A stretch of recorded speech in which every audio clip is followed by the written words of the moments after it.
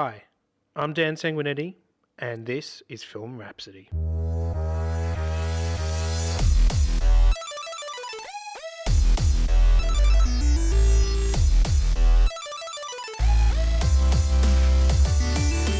In this week's episode, I sat down and spoke with Canberra filmmaker Hugh Sandison, where he shared his insights into the art of filmmaking, as well as some exploits making his award-winning lights camera action films.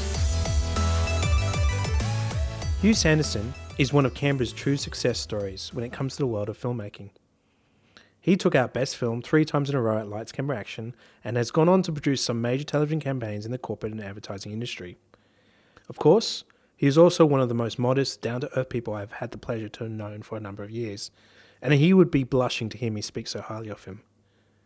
But something I got to know about him after sharing a production office on our feature film Me and My Mates vs. Zombie Apocalypse is that Hugh can talk his butt off.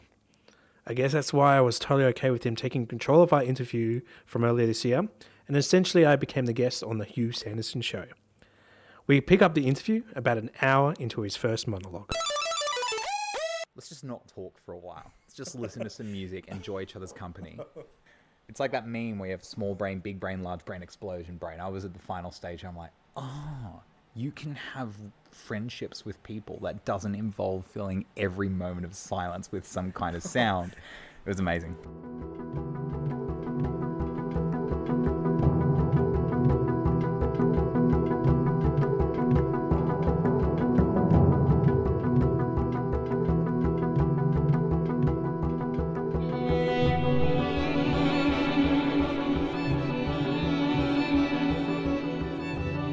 First, straight off the bat, to tell a good story, begin with character. Yep. Always. It's good to have plot and theme spinning around your head. You kind of want to know what it's going to look like and have a sense of that. And I say all this knowing full well, and the reason I brought this up before is all of my films started from wanting to see something on screen and maybe having a bit of an idea of a theme. Yep. But what I learned to do, and I didn't do this for the first few films, and I think Turn Back was the first one where I really actually stopped and did this, but I think it's important to have a good sense of your plot and your theme, but then you got to park them, you got to put them in a drawer, and you have got to really figure out your character. Yeah. First and foremost, without them being beholden to plot or theme. You want to find a journey where a flawed character, born out of some existential fear that they've got, goes on a journey and learns to either abandon that flaw or they tragically fail to abandon that flaw. Yeah. That is basically the essence of all storytelling on stage, on film, on television. You got to start there. Once you know your character, and this is the brilliant thing about when you start just focusing on character, you'll realize that your plot will just so easily fall into place because it will make perfect sense for the journey that they need to go on. And then the true theme about your film will reveal itself. Yeah. Character will crystallize everything else for you. Yeah. Now, that's to tell a good story. To make a good film, which I think is the next layer on top of this, dynamics are essential. Dynamics are kind of this idea is that you're going on this up and down or some kind of arc, right? And that's why I think character change is just so inherent in film. You have a roller coaster that you're putting your audience on. You're setting them on a journey, they reach a midpoint, they go into crisis, they come out again, and it's a really intense ride. Yeah. Audiences love that stuff. Yeah. Now, what having good dynamics in a film means, it also means having an end game. That means we can compare the start and the middle of the film with the end of the film, and we can see different emotional points there. Yeah. I think that's really important, is to have your film resolve in some way. Dynamics also exist scene by scene and beat by beat. Audiences really love investing in character. They love piecing together story themselves. Don't overserve them with information or exposition. Trust that they're smart and that they want to figure things out. Yeah. But audiences also love being surprised. They like thinking they have things figured out, but then get surprised as well. And you can't do that with a story that's a straight line. Yeah. You need dynamics. What you really want to do in your film is constantly give them cliffhangers, beat by beat, scene by scene, and act by act, that are tied to the character. It's not, will the bomb go off? That's not the cliffhanger. We're talking about this character has just learned new information. Oh my God, what are they going to do next? Yeah. And beat by beat this happens. It doesn't have to be a big obvious moment, but it's just little switches of power of the character being empowered and having that flipped on their heads as a situation changes. If you can really get dynamics into your film, you're going to create something that's going to engage the audience. Yeah. Even if it's a drama, like a conversation over coffee at a table, you can still have dynamics there. So I think that's really important. Yep. The next one I've got is just, I think, here's 5 really easy things to aim for in your film. And I do see in a lot of films, particularly films coming out from students, which is so fine. Like, university and study is a great place to get your bad shit out and also rehearse and practice and become familiar with that as well. But I think there's a few quick things you can do that will really strengthen your story. You want setup, midpoint, crisis, climax, and catharsis. Yeah. Those are pretty self-explanatory. I think catharsis is the one that sometimes isn't quite easy to know when you've nailed it. It's not a plot beat, which you could argue the others are. But it's more a payoff for the audience. Yep. A good place to see catharsis working are in gimmick films.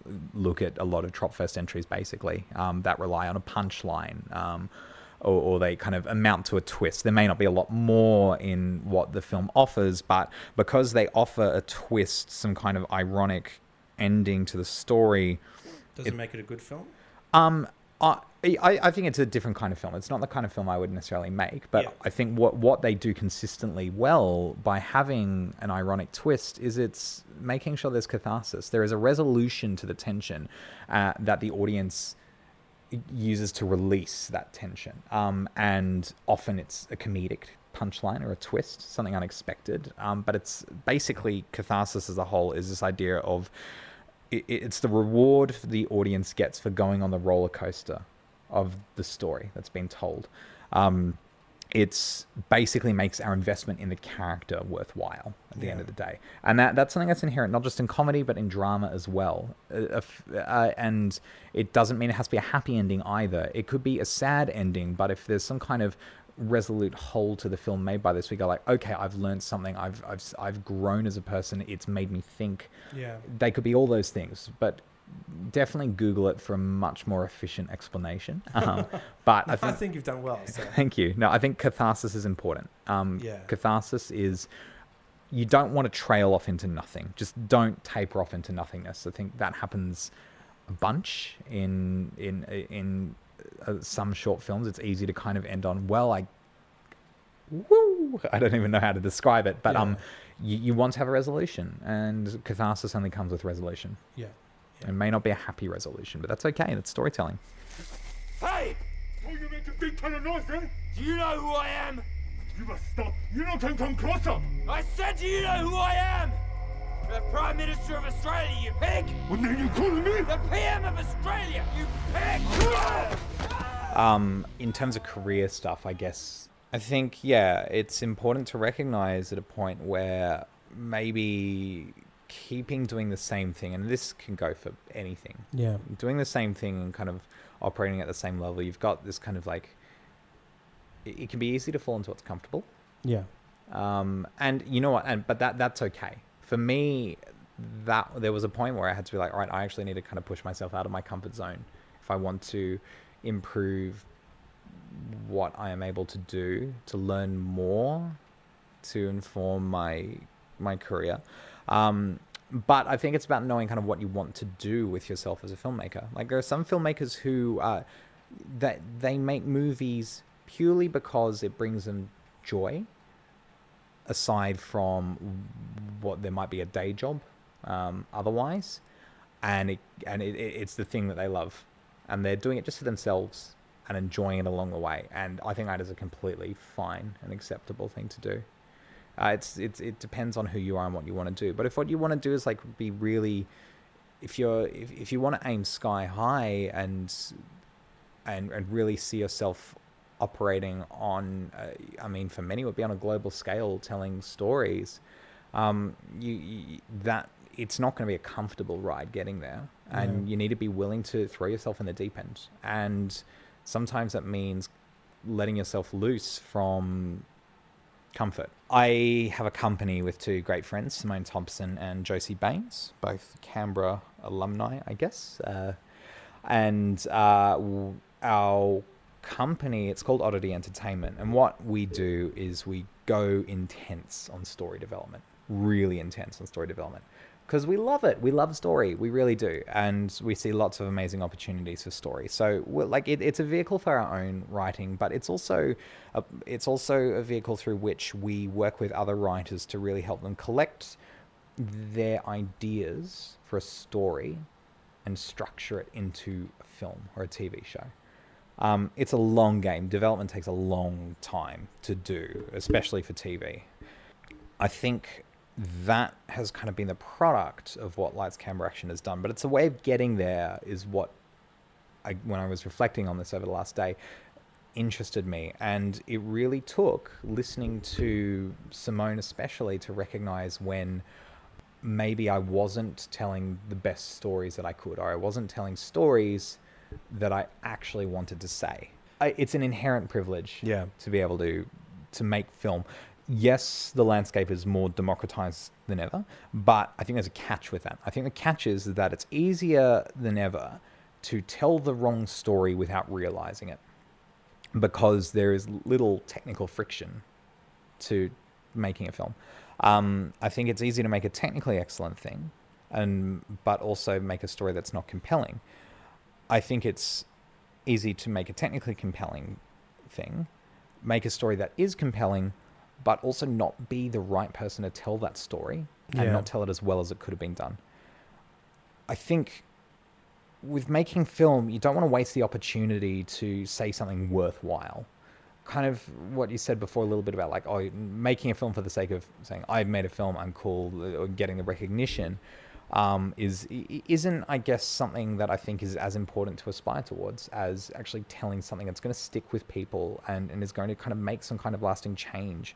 And I think that's why I always come back to start with character, because like if you're building something around plot because wouldn't this be cool, then I don't know, like your characters are contrived and like it may entertain in the moment, but is it going to have a lasting impression?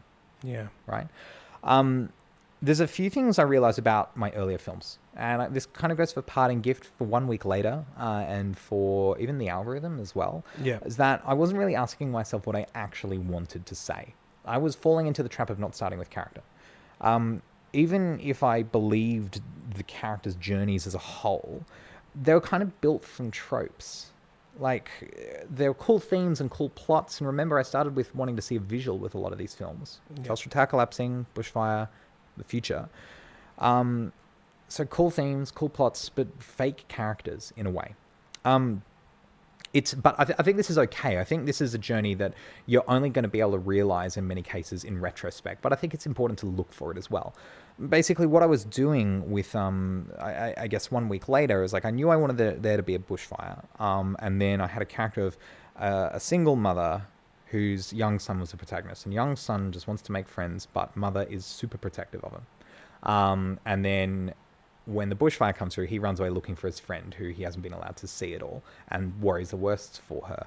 And then the mother freaks out, of course, like huge point of trust issue there, right? Yeah.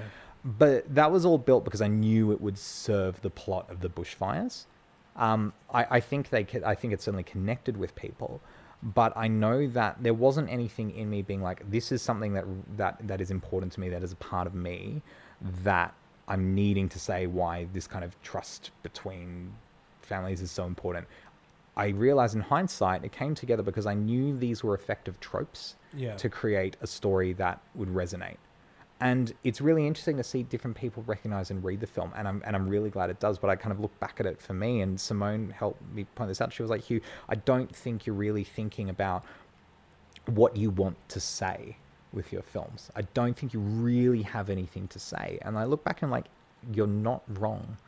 There wasn't anything I hugely wanted to say. It was stuff I wanted to show. Yeah. But I think that was a really important seminal moment for me. It made me rethink all the current projects I was working on and look at, okay, what am I actually trying to say? And there's some big projects where it made me dig deeper and then realize the essence of what it was I was trying to say with them and make that come to the front. I think Turn Back got closer. And this is what I say was the closest to pulling this off. It came from anger at government policy, though that was theme at the end of the day. There were some reasons I think the character was different, though.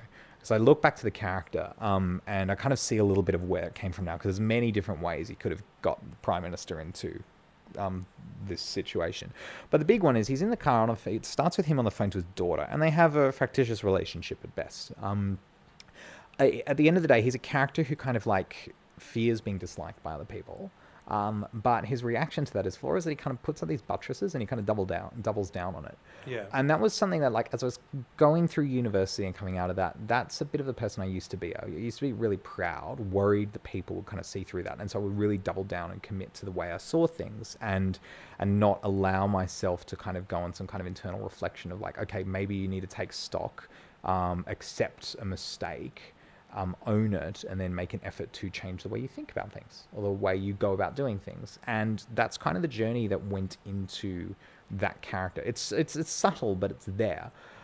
It was a half-conscious process as well. It wasn't a super conscious process, but that was probably the more important character out of all those films, I think, that kind of had me getting better at it. But even then it was half conscious, and it wasn't until later I was realizing, okay, I see why that worked, but I also see why the others maybe didn't work for me in hindsight as well.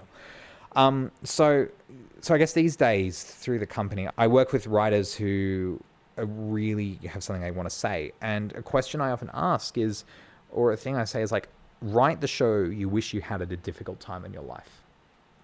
And don't be ashamed if that feels too small or invalid against other people's struggles or journeys or needs, you know. But also at the same time, don't inflate it into something that it wasn't. And I think this kind of like embodies the idea of write what you know.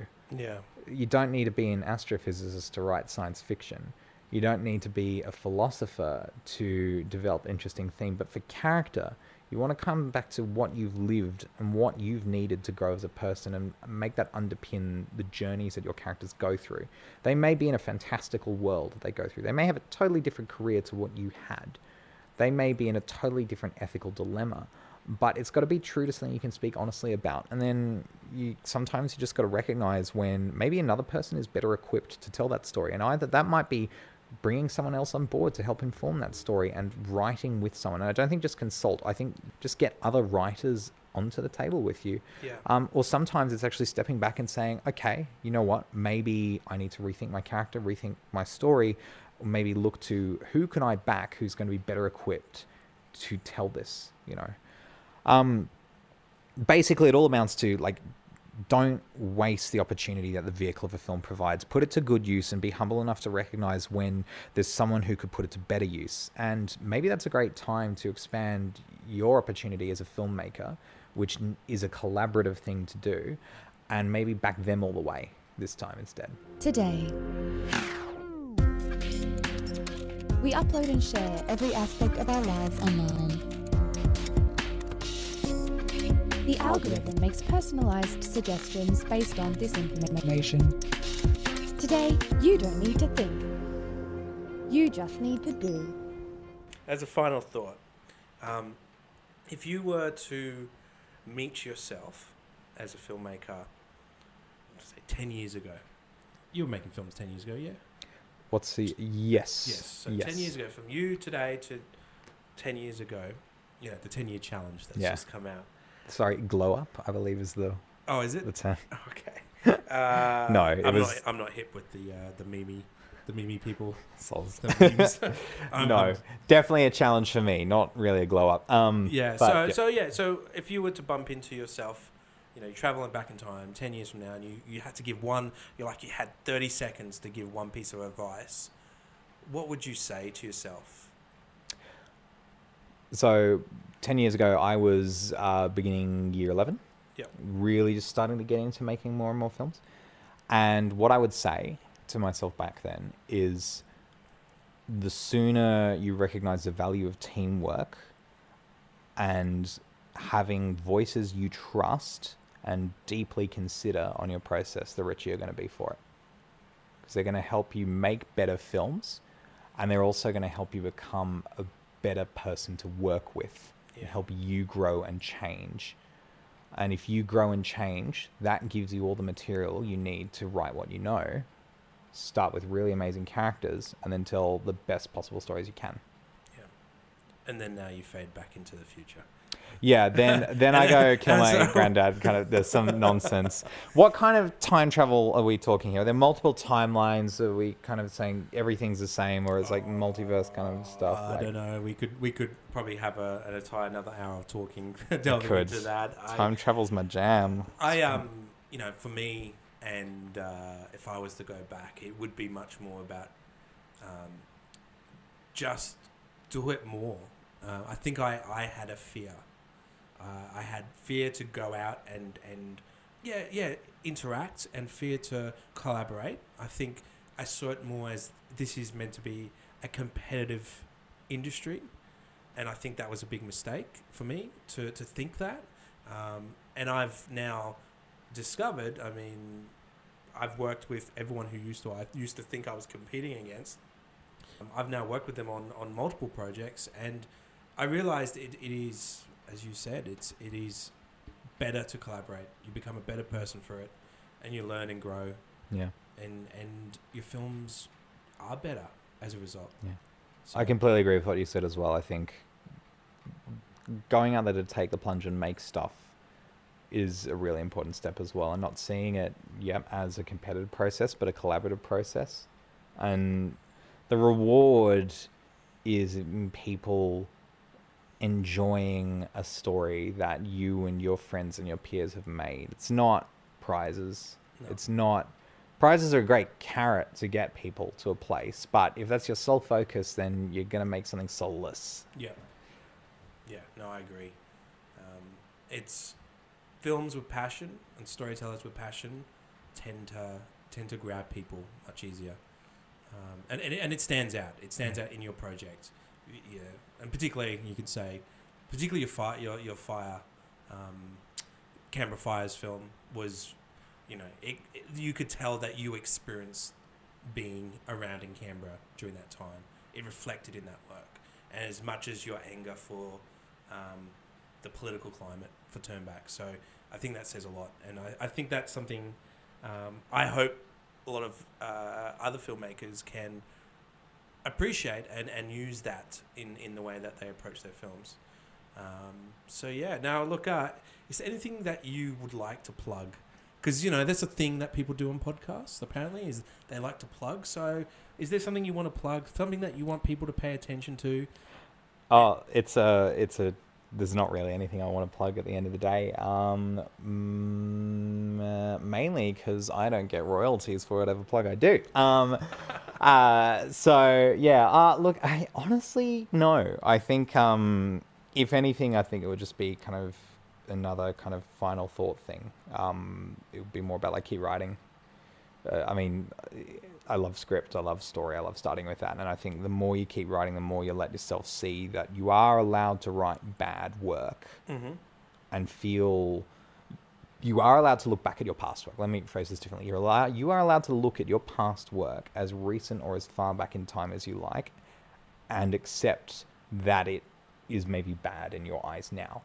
And being able to recognize that and figure out why, then move on from that and grow is just great opportunity. So it's I guess it's kind of like a public service announcement kind of plug instead. Yeah. One day we'll get a TV show out of Oddity. Yeah. And I'll plug it all the time then. Yeah.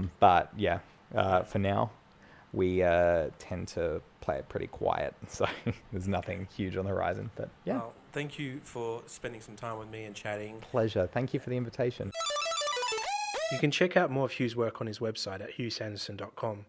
Thanks also to Hugh for letting us use some short clips from his films, played in order on this podcast, 1 Week Later from 2013, Turn Back from 2015, and The Algorithm from 2014. On our next episode of Film Rhapsody, my special co-host Russell Lee will return for Chapter 3 of the Alex Chronicles, where we chat with my long-term film collaborator, Michael J. Watson. You're listening to Film Rhapsody, and I'm Dan Sanguinetti. Film Rhapsody is produced by Dan Sanguinetti and Russell Lee for Sanguinetti Media. Head to sanguinettimedia.com.au to subscribe to all our episodes. Oh, I didn't record it.